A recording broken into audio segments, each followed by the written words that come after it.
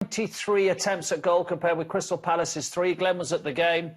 You know, the investment in youth, whether it was forced or chosen, it doesn't really matter. It is paying dividends at the moment. Well, it certainly is. They're a very exciting team to watch. I think you're right. I don't know whether those youngsters would have had a chance without the embargo, but they've been given a chance. The one key thing is when you put youngsters in, they've got to be good enough.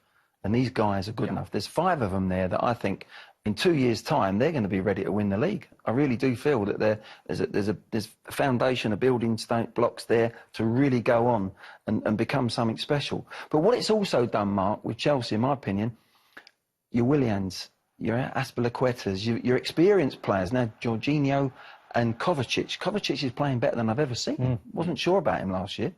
But they've all upped their game because they're looking over their shoulder saying, hey, hang on, these young whippersnappers, they're going to take our place. And it's lifted the team's performance immensely. They really are an exciting team to watch. And they've got a centre forward, and of course we know that's where the big bucks is, that's where the pressure is. And Chelsea have had quite a few who haven't lived up to the billing. Let's be honest, in the Abramovich era. But Tammy Abraham with 10 in the Premier League certainly has. That 9 shirt was difficult with Chelsea strikers, wasn't it? But this is about Willian. Willian, this is top quality. Look at that. And that's the sort of service that Abraham, playing in the first team, will get. I like the fact that he's an all-round finisher.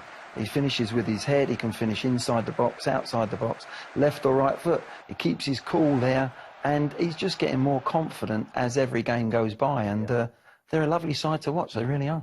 And Christian Pulisic's had to bide his time, played really well. Well, you saw it in the Super Cup. Then had to come out the team for a little bit. Hudson-Odoi was in, but now he's had his chance. Hat-trick at Burnley, goal last week.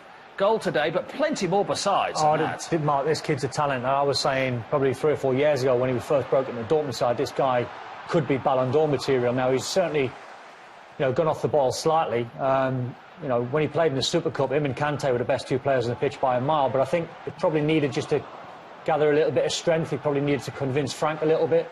But he's an immense talent, and when he's flying, he's so confident. He's different than Eden Hazard. Eden Hazard likes to slow defenders down and then go again with his 5-yard pace. Christian Pulisic is always on the move. You'll never really see him stand still. He's always looking for a little bit of space. He's always willing to drive on at defenders. Predominantly right-footed. He has got a trick. He can go on his left, but you'll see him in these areas always cutting in on his right foot. And then the good thing about this, he's on the move. He thinks there might be something to sniff, and he gets a reward at the far post. Excellent performance. 2-0 then, Chelsea win it. And Glenn just mentioned the young team. It's worth having a look at the ages as well of some of these players as well. Reece James, who played really well against Zaha, didn't he, Glenn? Age 19. Tomori in there, of course. We've talked about Pulisic, talked about Abraham as well. Is the trick when you're a manager of such young players to know when to take them out? Because they will inevitably be a little bit more inconsistent. Yeah, I think, obviously Hudson-Odoi's come out through injury and he's got to regain that confidence himself. He's not on that. But at the end of the day, it's all about, yes, you're going to get good performances from them, but are you going to get consistency from them? And that's the key moment when Frank actually brings them out, gives them a little bit of a rest.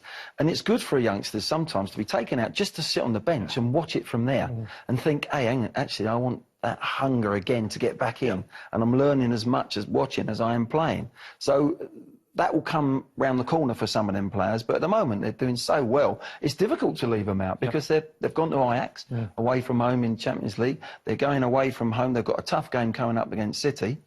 They're going to be tested there, but these youngsters are growing every single game. Let me throw you a little curveball. We've gone Liverpool City, Liverpool City. Why aren't Chelsea and Leicester in the title race as well?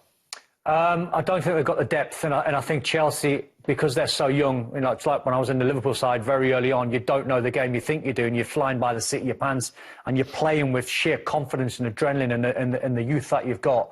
But trying to get to a title is a completely different ask. And I think, they have to be in the conversation, for obvious reasons, Leicester and Chelsea. I think there's too many, not too many, but there's 2 big horses that I've got to try and bypass. It's too difficult for them. Next game after the international break, as Glenn said, at City. That